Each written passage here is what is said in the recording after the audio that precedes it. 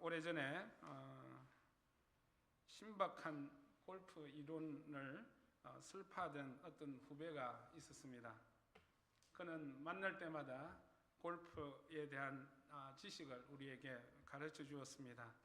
그의 지식에 우리는 모두 감탄했습니다. 또 그의 집을 가봤는데 골프에 관한 각종 비디오와 책들이 그리고 잡지들이 수북히 쌓여 있었습니다. 그래서 우리는 정말 그가 지식뿐만 아니라 대단한 골프에 있어서 고수라는 것을 우리가 인정하였습니다. 그래서 저와 몇 사람은 골프를 한 수 배우기 위해서 그와 함께 필드로 나갔습니다. 그런데 첫 홀부터 우리를 놀라게 했습니다. 그의 첫 질문은 뭐냐면, 공은 어디서 놓고 치는 거야? 공을 바닥에서 놓아야 돼? 어떻게 해야 돼? 그렇게 물었습니다. 우리는 깜짝 놀랐습니다. 그것이 농담인 줄 알았습니다. 그러나 실제로 그랬습니다. 그런데 더욱 놀라게 한 것은 코스를 진행할 때마다 생겨났습니다. 우리와 다른 길을 가고 있었습니다. 왜냐하면 그가 혼자 다른 데를 치고 있었기 때문에 그렇습니다. 우리들에게는 오른쪽으로 왼쪽으로 공이 벗어날 때 이렇게 쳐라 저렇게 쳐라 했는데 그가 오른쪽과 왼쪽으로 왔다 갔다 하며 다녔습니다. 결국 우리와 만나는 시간은 처음 칠 때 티박스와 또 그린 마지막 위에서입니다. 그 정도로 우리를 놀라게 했습니다. 골프에 대한 지식은 정말 가득했고요. 골프를 잘 친다는 사람들의 히스토리와 그런 모든 상식들을 엄청나게 우리들에게 많이 가르쳐 주었습니다. 그런데 실전은 정말 달랐습니다. 우리를 실망하게 만들었습니다. 그래서 그때 또 느낀 게 뭐냐? 알고 있는 것과 우리가 실제와는 많이 다르구나 라고 이렇게 생각을 했습니다. 이것을 오늘 말씀을 준비하면서 이것을 준비하게 됐는데요. 우리의 신앙이라는 게 그런 것 같습니다. 우리는 많은 것을 잘 알고 있습니다. 그리스도에 대한 지식과 하나님에 대한 지식, 성경에 대한 지식들을 우리는 참 많이 알고 있습니다. 자연스럽게 알고 있어. 그런데 실제 우리의 신앙에 있어서는 그 지식이 우리의 신앙으로 나타나는 경우가 사실은 어떤 때는 보면 그렇지 못한 때가 들어있다는 사실을 우리는 알 수가 있습니다. 성경에 해박한 지식을 갖고 있다 할지라도 그의 신앙의 모습들이 다른 길로 보이는 경우도 있다는 말씀입니다. 오늘 우리 지난주에 읽었던 말씀을 보면 그 당시에 초대교회 요한이 편지를 쓰는 그 교회들에게 계속해서 말씀드리지만 영지주의자들의 공격이 굉장히 심했습니다. 그래서 거짓 가르침들이 난무했다는 거죠. 그때 사도 요한이 이야기하고자 하는 것은 뭐냐? 이 거짓을 분별해야 된다는 거죠. 거짓의 가르침을 분별해야 되는데 그 분별은 처음에 어떻게 돼야 되냐면 진짜를 알아야 된다는 거죠. 참 진리가 무엇인지를 아는 것이 무엇보다 중요하다는 사실입니다. 그렇지만 그 진리만 안다고 해서 되는 것이 아닌 거죠. 진리가 머릿속에만 있는다고 해서 되는 것이 아니라 그 진리가 우리의 생각과 우리의 마음을 지배할 수 있어야 된다는 거죠. 그래야 거짓과 함께 거짓이 우리를 공격하고 거짓이 우리를 유혹할 때 거기에 대해서 우리는 전투할 수 있다는 것입니다.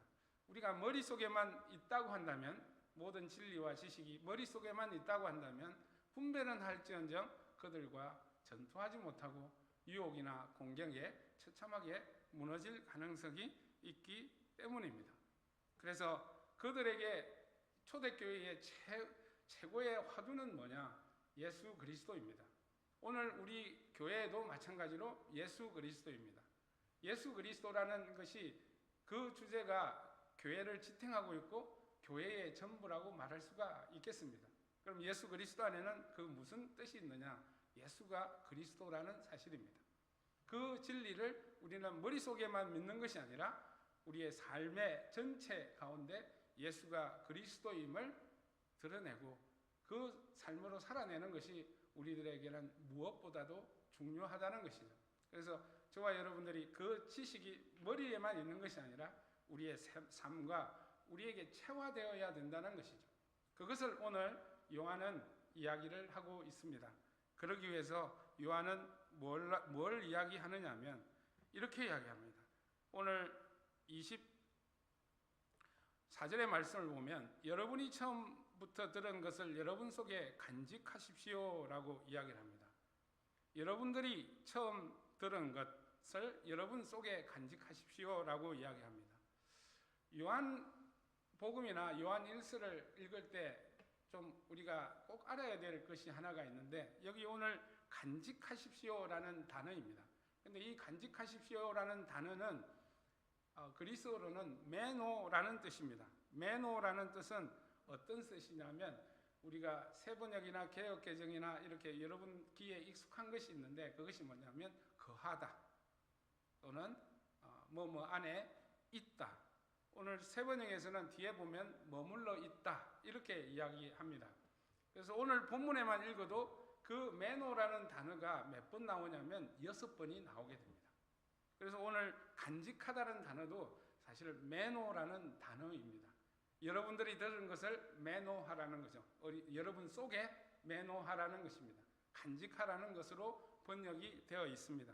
이것은 뭐냐면 메노라는 것은 뭐냐면 이동이나 변화되는 것이 아니라 변함없이 영원히 그대로의 상태에 있는 것을 이야기합니다. 좀 더 쉽게 이야기를 하면 지금 그대로 계속 그 상태에 있다는 뜻이고 어떤 장소를 영구적인 거처로 삼는 것, 또 어떤 사람과의 관계가 교제가 계속되는 것, 고정되어서 계속되는 것, 이것을 이야기합니다. 우리가 보면 집 렌트를 막 구하잖아요. 그러니까 렌트 사는 사람들의 꿈은 뭐냐면 집을 사는 것입니다. 그래서 그것이 나의 거처가 되는 것이죠. 이제 더 이상 떠돌아다니지 않아도 되고 그것이 나의 거처가 되는 것, 이것을 우리는 메노라고 이야기합니다. 물론 우리가 집을 사게 되면 또 다른 집 또는 더 좋은 집 또는 상황에 따라 다른 집으로 옮길 수는 있지만 그런 상황, 렌트가 아니라 이것이 나의 영원한 집이다 라고 생각하는 것, 거기에서 사는 것, 이것을 우리는 메노라고 이야기를 합니다. 그렇다면 오늘 본문의 말씀에서 처음부터 들은 것, 이것이 뭘까요? 이것을 메노로 삼는다는 거죠. 처음부터 들은 것이란 사도들이 교회들에게 가르쳐 준 것입니다. 물론 말씀 전체를 이야기할 수 있겠죠. 그렇지만 당시에는 구약 성경 외에 신약 성경은 없었습니다. 그런데 사도들이 전한 복음이 뭐냐? 예수가 그리스도라는 거죠. 하나님이 보내주신 그리스도가 누구냐? 바로 나사렛 예수라는 사실입니다. 이것을 가르쳐 준 거라는 거죠. 그래서 이 가르쳐 준 것은 예수 그리스도가 누구이고 예수 그리스도가 어떻게 오셨고 예수 그리스도가 왜 우리들에게 오셨는지, 그래서 오셔서 우리들을 위해서 무엇을 하셨는지, 그리고 예수님이 그 평생에 사시면서 무엇을 가르치셨는지, 그것을 이야기하는 것이 바로 처음부터 들은 바, 사도들이 처음부터 가르쳐 주신 거라는 거죠. 그러니까 전체적으로 보면 예수님에 대한 진리의 말씀들이라는 거죠. 그래서 사도들이 예수가 그리스도임을 증명하고 그들을 설득하기 위해서 설득하는 그런 이야기를 하는 것이 바로 복음서이고, 그들이 사도행전의 모든 사도들의, 바울과 베드로와 사도들의 그런 모든 사역들이라는 거죠. 편지의 내용도 무엇을 이야기합니까? 예수가 우리의 구주이시며 그리스도이시고 하나님의 아들이십니다 라는 것을 이야기합니다. 결국에는 하나님께서 어린 양으로 예수를 보내셔서 십자가에 우리를 위해서 죽으시고, 또 하나님께서 의롭다 여기시며 그를 살리셔서 우리의 의가 되게 하셨습니다. 그를 믿는 자마다 우리는 죽음을 보지 않고 영생을 누릴 것입니다 라는 그것이 가르침이 바로 사도들이 처음부터 가르친 것, 교회들이 처음부터 들은 것이라는 거죠. 이것이 복음이라는 것입니다. 복음, 즉 좋은 소식이라는 거죠. 그래서 이 사도 요한이 교회들에게 하는 얘기가 뭐냐면 그 좋은 소식, 그 복음을 안에 여러분들은 집을 짓고 영원히 살아야 됩니다. 그 복음이 여러분의 영원한 집으로 삼고 사십시오라고 하는 말씀입니다. 그러면 이것이 무엇을 의미하는 것일까요? 이것은 보면 그 영원히 집을 짓고 산다는 것은 그 집을 떠나지 않는다는 것이죠. 그러니까 결국 뭐냐? 하나님이 주신 예수 그리스도를 머리로만 아니라 지식으로만 아니라 여러분들의 마음으로 믿음으로 확신해야 된다는 것이죠. 그것이 예수가 그리스도임을 여러분 확신하고 꼭 붙들고 계셔야 됩니다 라는 말씀이 바로 마음속에 간직하라, 매노하라는 말씀이라는 것임을 저와 여러분들이 아시기를 간절히 바랍니다. 왜 그렇게 이야기했을까요? 여러분들이 그 안에 영원한 집을 그 복음에 대한 확신을 가지고 있을 때, 마음으로 믿어 우리가 확신을 가지고 있을 때 어떤 이단의 가르침이나 거짓이나 이런 가르침에서 우리를 지켜낼 수 있습니다. 그들과 싸워서 복음으로 살아갈 수 있기 때문에 그렇습니다 라는 것이죠. 그러면 여러분, 우리가 당장 궁금한 게, 그러면 복음 안에서 이렇게 집을 짓고 산다는 것을 어떤 의미로 말할 수 있을까요? 여러분, 그래서 제가 딱 보니까 이 말씀하고 그대로 좀 적용이 될 수 있는 말씀이 사실은 신명기 6장의 말씀입니다. 신명기 6장의 말씀이 어떤 말씀입니까? 내가 오늘 당신들에게 명하는 이 말씀을 새기고 자녀들에게 부지런히 가르치며 집에 있을 때나 길을 갈 때나 누워 있을 때나 일어나 있을 때나 언제든지 가르치십시오. 다음 8절에 보면 또 당신들은 그것을 손에 메어 표를 삼고 이마에 붙여 기호로 삼으십시오. 진 문슬주와 대문에도 써서 붙이십시오. 이 말씀이 신명기 6장의 말씀이라는 거죠. 이 말을 우리가 쉽게 풀어서 이야기하면 어떻습니까? 복음과 함께 살아라, 진리와 함께 살아라, 말씀과 함께 살아라는 뜻이 바로 오늘 이 말씀이라는 거죠. 그래서 우리는 성경을 보면 주야로 하나님의 말씀을 묵상하고 좌로나 우로나 치우치지 말라는 성경의 말씀들이 있습니다. 이런 것들이 뭐냐? 복음 안에 우리가 사는 것, 진리의 말씀을 붙드는 것, 그 말씀을 확신하는 것, 이런 것이 그런 것을 통해서 일어날 수 있음을 우리는 알기를 원합니다. 그래서 신자들은 사실은 복음에 대한 지식을 넘어서 확신으로 이루어져야 합니다. 그러면 어떠한 이단 사이비들의 가르침이나 세상의 사상과 유혹의 흔들림이 없을 것입니다. 반대로 말하면 이러한 흔들림이 없기 위해서 우리는 진리의 말씀과 함께 살아야 됩니다. 친밀한 교제가 있어야 합니다. 그래서 말씀과의 지속적인 교제 속에서 말씀이 나를 가르치게 하고 말씀으로 진리를 확신하게 하여야 합니다. 그러기 위해서는 말씀과 함께 살아야 합니다. 우리는 복음에 대해서 누구나도 너무나 잘 알고 있습니다. 예수 그리스도는 죄인들을 위한 기쁜 소식입니다. 하지만 이러한 복음이 수많은 지식 중에 하나로만 인식되고 단념함으로 여기는 신자들이 사실은 적지 않습니다.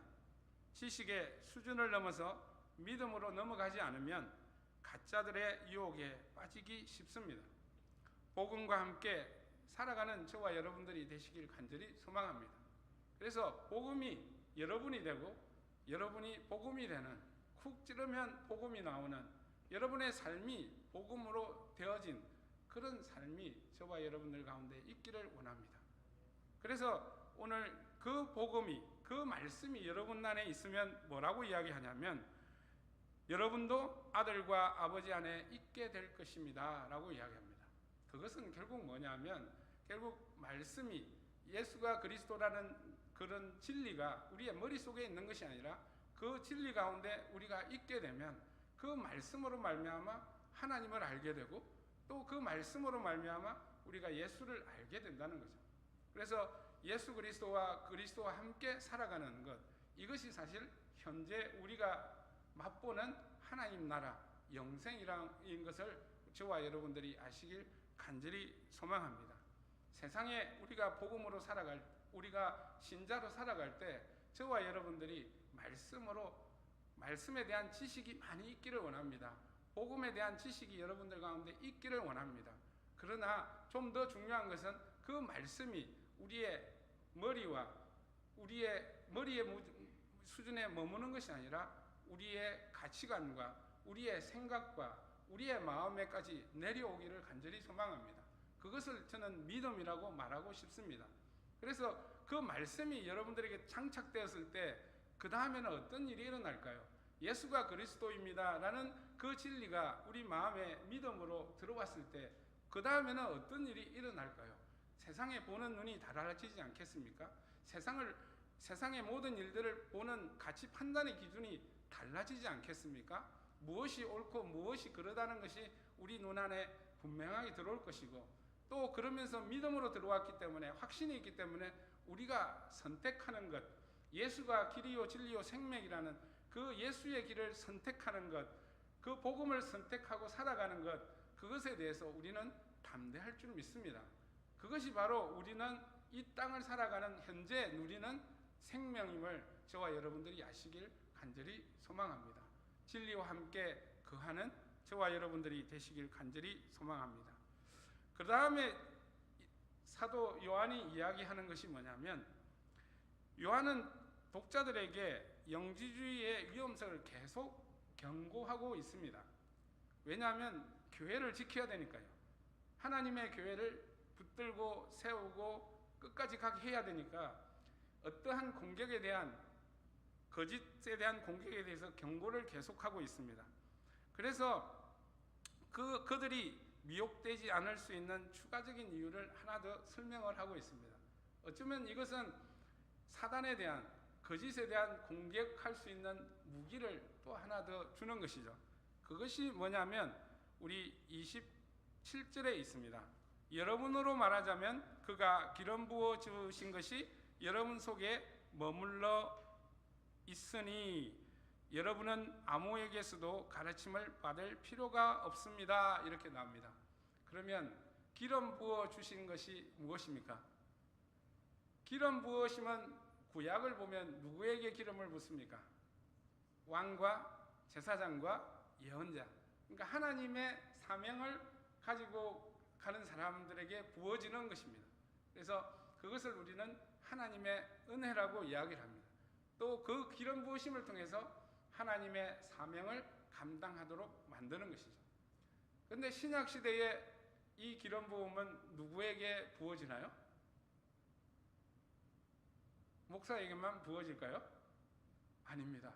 사도들에게만 부어지는 걸까요? 아닙니다. 누구에게 부어지는 걸까요? 저와 여러분들에게 부어집니다.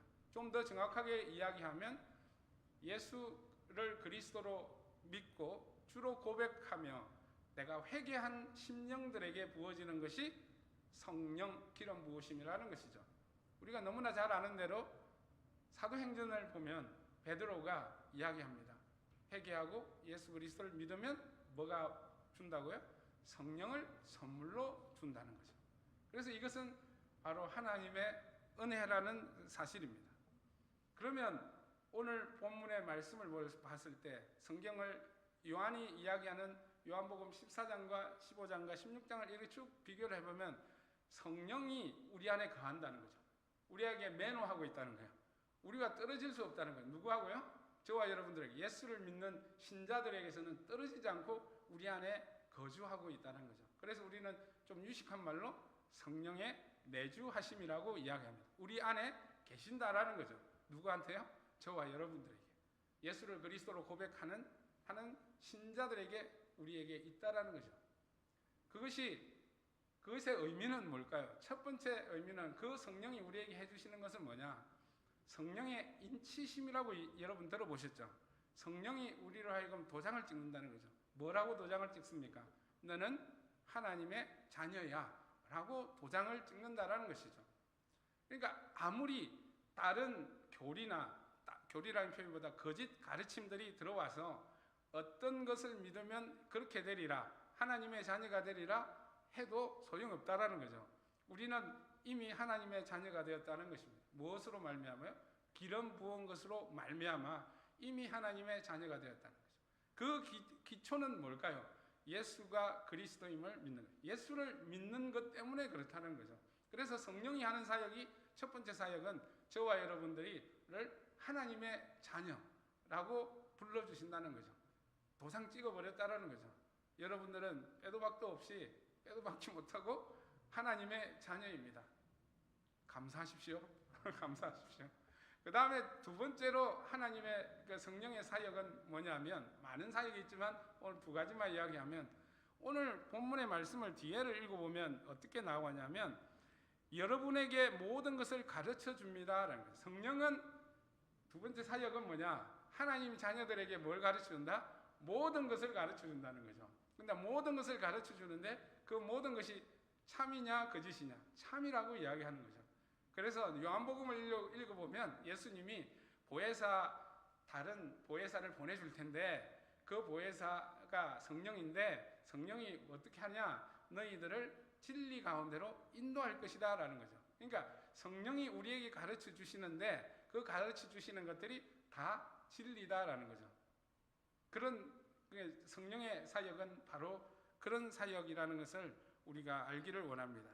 그래서 사실은 사도 바울이 이런 말씀하죠. 성령이 아니고서는 뭐라고 이야기합니까? 예수를 주라 시인할 수 없다라고 이야기를 합니다. 이것이 뭐냐면 성령이 우리에게 가르쳐 주시기 때문에, 진리를 가르쳐 주시는데 뭐라고 가르쳐 주냐? 예수가 주요 그리스도라는 거죠. 그것을 우리에게 가르쳐 준다는 거죠. 그것이 믿음이라는 거죠. 우리는 지식으로 아는 거하고 믿음하고는 참 다른 게 그런 부분이라는 거죠. 하나님이 천지를 창조하셨습니다. 지식으로 머물 수 있습니다. 그러나 우리는 그걸 어떻게 받아들입니까? 하나님의 선포, 하나님의 말씀으로 받아들이거든요. 그걸 우리는 믿습니다. 그죠? 그래서 성령이 가르쳐 주시는 것을 우리가 믿는다는 거예요. 그래서 성령이 뭘 가르쳐 주느냐? 바로 참된 것을 가르쳐 주는데, 예수가 그리스도요 하나님의 아들이심을 가르쳐 주신다는 거죠. 또 그 외에 많은 하나님의 진리들을 성령님은 우리에게 가르쳐 주신다는 거죠. 그래서 성령의 역사는 뭐의 역사와 같이 갑니까? 뭐와 같이 갑니까? 하나님의 말씀과 같이 간다는 거죠. 그래서 절대로 성령과 말씀은 떨어질 수가 없습니다. 그래서 성령이 아니고서는 예수를 주라 시인할 수 없다. 그러니까 우리 가운데 성령이 있기 때문에 예수를 주라 시인한다는 거죠. 믿는다는 거죠. 믿어진다는 거죠. 그것이 성령이 우리에게 가르쳐 주심임을 우리가 성령의 사역이다라는 거죠. 그러면 오늘 이 말씀이 말하고자 하는 이유가 뭘까요? 첫째는 요한의 권면처럼 우리는 성령이 참 진리를 주기 때문에 다른 곳에서 다른 가르침을 받을 필요가 없다라는 거죠. 그래서 요한이 직접적으로 하고 싶은 말은 바로 이 말이죠. 다른 데 가르침을 받을 필요 없다 그러니까 저와 여러분들은 우리 안에 성령이 있으니까 목사님 성경 공부 안 해도 돼요. 왜 공부를 해야 돼요? 그렇게 이야기하면 곤란하다는 거죠. 그것은 우리가 에베소서 4장을 보면 목사와 교사를 세웠는데 왜 세웠을까요? 하나님의 말씀을 가르쳐서 교회를 든든하게 세우게 하기 위함이다 라고 이야기를 합니다. 그래서 목사의 가르침, 그런 교회의 가르침을 배우지 말라라는 것이 아니라 좀 정확하게 이야기하면, 너네들 오늘 본문의 앞에 보면 내가 미혹하는 자들에 관해서 이렇게 썼다라고 이야기하잖아요. 미혹하는 자들의 가르침을 받을 필요가 없다라는 거죠. 영지주의의 말을 들으면 귀가 쫑깃합니다. 더 설득력 있게 보이고 더 이성적으로 들립니다. 더 합리적으로 들립니다. 그 말에 우리는 깜빡 속아가지고 그 미혹을 따라가면 우리가 예수가 그리스도임을 부인하게 되는 그런 초유의 사태가 벌어지게 된다는 것이죠. 바로 이것을 이야기를 하는 것입니다. 그래서 성령은 항상 하나님의 말씀으로 역사하시고 하나님의 진리를 가르침으로 다른 어떤 이단이나 이런 거짓 가르침을 우리는 별도로 받을 필요가 없다라는 사실을 이야기를 합니다.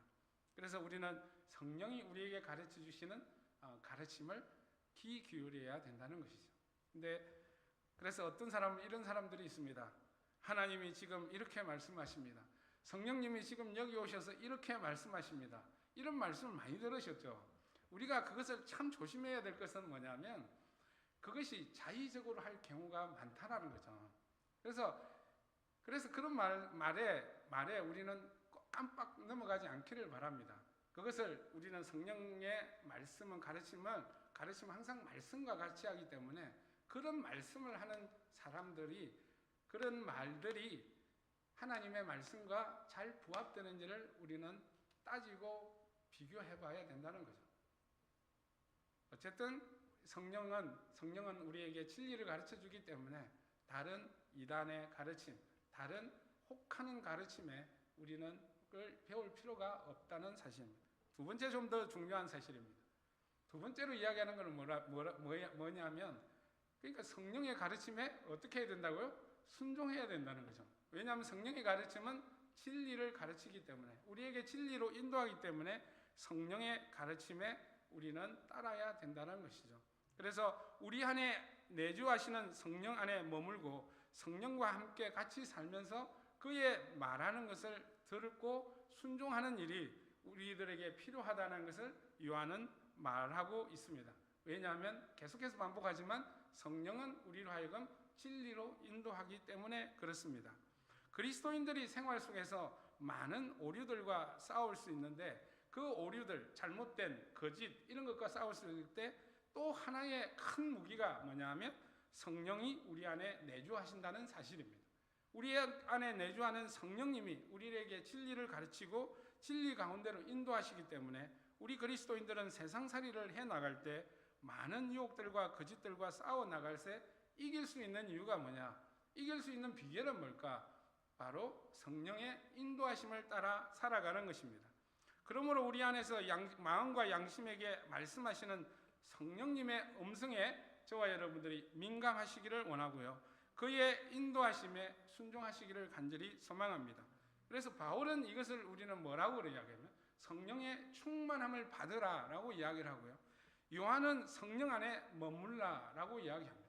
성령의 가르침 안에 머물라, 그 말씀을 굳게 붙들라라고 이렇게 이야기하는 것입니다. 이렇게 보면 우리가 사단과 또는 세상의 유혹들과 거짓 가르침들에 싸울 수 있는 무기는 우리들에게 두 가지가 지금 있습니다. 첫 번째는 말씀이고 두 번째는 성령의 인도하심입니다. 내주하는 성령님이십니다. 하나님의 말씀은 진리이시며 성령은 또 진리로 우리 가운데로 인도하십니다. 그래서 이 둘이 우리로 하여금 그 전투에서 승리하게 만들어 나간다는 사실을 저와 여러분들이 아시길 간절히 소망합니다.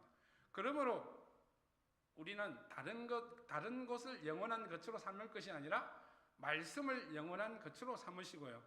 우리를 영원한 것으로 삼고 계시는 성령님의 인도하심, 우리 마음의 양심을 두드리기는 그 음성에 순종하는 저와 여러분들이 되시길 간절히 소망합니다. 정말 신자들의 독특한 것 중에 하나가 뭡니까? 우리가 죄를 지었을 때 또 하나님이 기뻐하지 않는 일을 했을 때 어떤 반응이 우리에게 나옵니까? 저와 여러분들이 염려하지 않습니까? 혹시 나의 잘못이 막 찔리지 않습니까? 그것이 무엇의 역사일까요? 말씀의 역사요, 성령의 역사입니다. 그러니 그 찌름을 받았을 때 우리는 뭘 하면 될까요? 돌아서면 됩니다. 그것을 당장 그만두고 돌아서면 된다는 것이죠. 그것이 바로 내 안에 거하는 성령과 함께 또 동행하는 것, 그것입니다. 이것이 바로 말씀과 성령이 저와 여러분들을 이 예수의 그리스도의 길로 인도하시게 될 것임을 우리가 믿고 순종하시는 저와 여러분들이 되시길 원합니다. 마지막으로, 그러면 말씀과 성령이 이렇게 가르치는 곳이 어딘가요? 말씀과 성령이 가르치는 것을 보면 바로 예수 그리스도라는 거죠. 그 말씀이 처음부터 들은 것, 사도들이 처음부터 전한 내용이 뭐냐? 예수가 그리스도라는 것입니다. 그러면 성령이 우리들에게 말하는 게 뭘까? 예수가 그리스도라는 것이죠. 또 그 말을 듣고 그 말씀을 듣고 그 또 성령의 인도하심에 귀 기울이며 순종하는 그것이 뭘로 기결이 될까요? 예수 그리스도 안에 머물기로 기록되는 거죠. 그래서 사도 요한은 결론적으로 이렇게 이야기합니다. 언제나 그리스도 안에 머물러십시오. 그러므로 자녀된 이 여러분 그리스도 안에 머물러 있으십시오 라고 강건합니다. 예수 그리스도를 영원한 거처로 삼으라는 거죠. 오직 예수 그리스도라고 선포하는 것이 바로 이 메시지입니다. 바로 예수가 거처가 된다는 말은 상식적으로 이해가 되지 않는 표현인데, 이것은 아까 말씀드린 것처럼 이 머문다라는 표현은 우리가 그곳을 영원한 집으로 삼는다라는 뜻이고, 또 한 걸음 더 나아가면 그 집 안에서 누구와 더불어 산다? 예수와 더불어 산다라는 거죠. 그것이 바로 이 표현입니다. 그래서 우리는 예수가 우리의 영원한 집이고, 또 그 영원한 집에서 예수 그리스도와 함께 먹고 마시며 예수님의 말씀을 듣고 예수님의 주시는 위안과 평안으로 살아가는 것, 이 친밀한 교제가 예수 안에 머문다는 것입니다. 저와 여러분 예수 그리스도를 영원한 거처, 나의 영원한 거처로 삼기를 간절히 소망합니다. 움직이지 않고 변화되지 않는 반석이 바로 예수 그리스도라는 사실을 말하고 있습니다. 여러분, 사랑하는 연인이 부부가 됩니다. 사랑하고 연애할 때는 사실은 서로를 깊이 알아가지는 못합니다. 그러나 어떤 거처, 집에 같이 살아가는 것, 그걸 우리는 물리적인 집이라고 말할 수도 있지만 가정이라고 이야기하지 않습니까? 그럼 부부가 가정을 이루고 이렇게 살아갈 때 어떤 일이 일어날까요? 제 같은 경우는 처음부터 이제 헤게모니 싸움이 막 일어나더라고요. 헤게모니, 누가 위에 설 건가, 뭐 그런 싸움이 막 일어나는데, 결국은 그런 모든 삶의 과정 가운데 기착되는 것이 뭐냐면 서로를 알아간다는 거죠. 서로를 이해해 간다는 거죠. 그 다음에는 궁극적으로는 서로를 닮아간다는 거죠. 부부들을 가만히 보면 서로 닮아가는 모습들이 참 보입니다. 그것이 바로 집을 짓고 영원한 것으로 살아가는 그런 하나의 예화로 말씀드릴 수 있습니다. 부부가 서로 알아가고 이해하고 닮아가듯이 우리도 예수 그리스도를 영원한 집으로 삼고 예수 그리스도와 함께 먹고 마시며 대화하고 교제하며 살아갈 때 우리는 어떻게 바뀔까요? 우리는 예수 그리스도를 알아가기 시작합니다. 예수 그리스도를 더욱더 깊이 알아가기 시작하고요. 예수님이 말씀하시고 기뻐하시는 것이 무엇인지를 또 우리는 깨닫게 되는 것이죠. 그 다음에 우리가 힘들고 어려울 때 예수 그리스도가 우리의 위로가 되시고, 우리의 또 어려움 가운데 평안을 주시는 분이 예수 그리스도라는 것을 우리는 알아가게 되는 것이죠. 이것이 바로 예수 그리스도 안에 머문다라는 것임을 우리가 알기를 원합니다. 그래서 이 표현의 가장 좋은 말씀이 요한복음 15장에 나오는 포도나무 가지의 비유입니다. 머문다는 말은 가지가 나무에 딱 찰싹 붙어 있는 것이죠. 붙어 있기만 하는 것이 아니라 붙어 있으면 그 뿌리로부터 나무가 주는 수분과 영양분을 받게 되는 거죠. 그러면서 그 가지는 무엇을 맺게 되나요? 포도 열매를 맺게 된다는 거죠. 그러니까 가지가 어떤 거죠? 살아있게 되는 거죠. 그것이 바로 생명이라는 것입니다. 그래서 저와 여러분들이 예수 그리스도 안에 머물 때 어떤 일이 생길까? 우리는 열매를 맺게 된다는 거죠. 예수 그리스도로 말미암아 영양분을 받게 되고 수분을 받게 돼서 우리로 하여금 열매를 맺게 하시는 것이 살아있다는 표시가 나타난다는 거죠. 예수와 함께 동거하는 사람이 예수와 닮지 않으면 어떤 일이 일어날까요? 그 외에 어떤 일이 일어날까요? 예수와 함께 머물고 예수와 함께 같이 살아가는 사람은 예수와 닮아갈 수밖에 없습니다. 그런 열매가 나올 수밖에 없는 것이죠. 바울이 말하는 것처럼 성령의 열매가 맺을 수밖에 없다라는 사실을 저와 여러분들이 아시길 원합니다.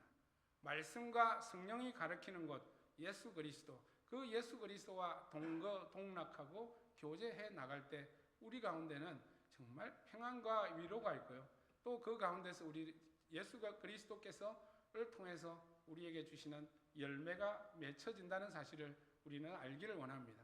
우리는 기뻐하고요. 우리는 평안하고 우리는 거룩한 열매로 하나님의 기쁨이 되는 그런 귀한 삶이 된다는 사실을 우리는 알기를 원합니다.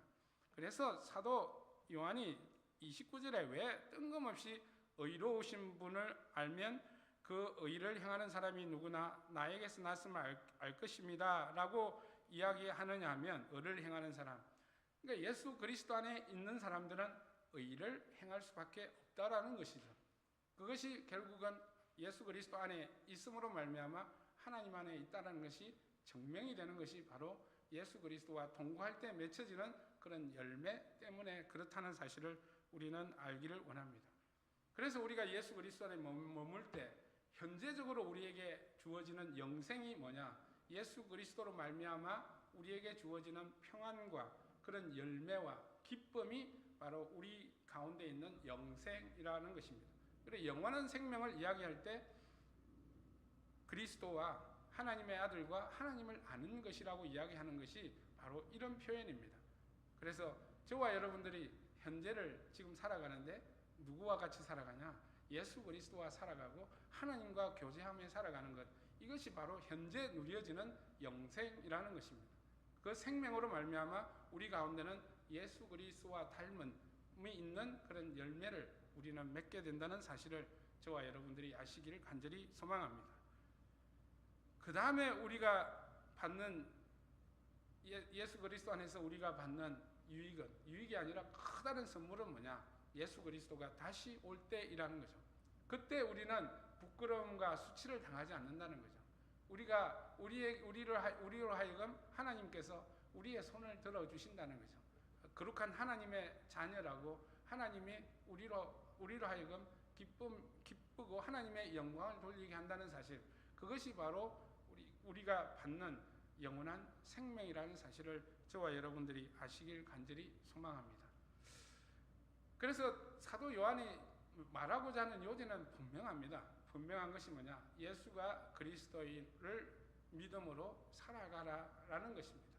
다른 어떤 거짓이나 그런 세상의 유혹에 흔들리지 말고 그 안에 살아가라는 거죠. 그 안에 살아갈 때 현재적으로 누리는 큰 기쁨이 있을 것이고, 또 마지막 때에 하나님께서 너로 인하여 기뻐하실 것이라는 그런 귀한 소망의 메시지가 있다는 것을 우리는 알기를 간절히 소망합니다.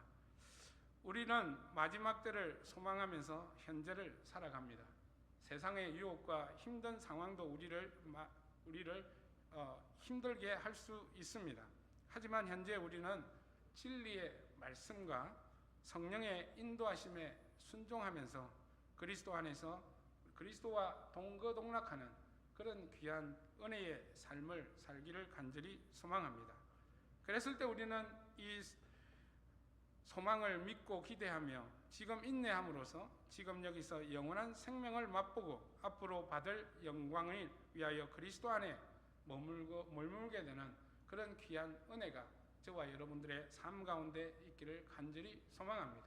그리하여 우리 함께 현재를 영원한 생명을 누리며 또 영원한 생명을 기대하며 예수 그리스도와 함께 교제하며 먹고 마시며 살아가는 귀한 공동체가 되기를 간절히 소망합니다. 기도하겠습니다.